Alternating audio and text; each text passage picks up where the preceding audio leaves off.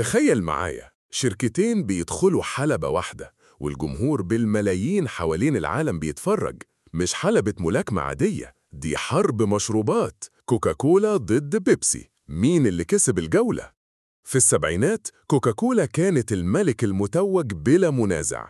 أي حد يفكر في مشروب غازي أول اسم يجي في دماغه هو كوكاكولا. لكن بيبسي ما قبلتش تلعب دور الوصيف وقررت تدخل بمعركة شرسة غيرت شكل المنافسة إلى اليوم. في سنة 1975 بيبسي أطلقت تحدي جريء جدا، بيبسي تشالنج. جابوا الناس غمضوا عيونهم وقالوا لهم اختاروا الطعم الأفضل. المفاجأة، أغلب الناس قالوا بيبسي أحلى.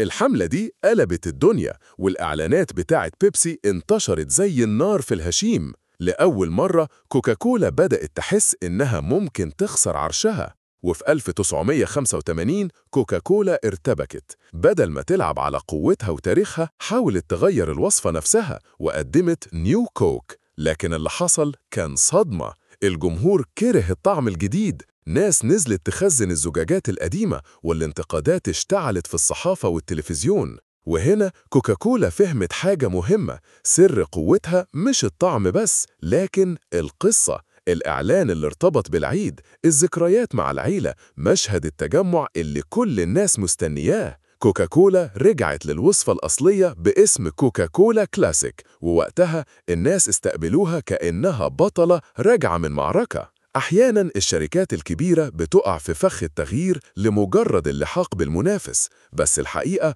قوة البراند بتكون في الهوية والقصة اللي الناس بتعيشها معاك. لو ضيعت هويتك حتى جمهورك الوفي ممكن يسيبك. النهاردة الصراع مخلصش، بيبسي لسه بتلعب على فكرة جيل جديد وكوكاكولا بترسخ صورتها كرمز عالمي للحياة السعيدة. حرب مشروبات؟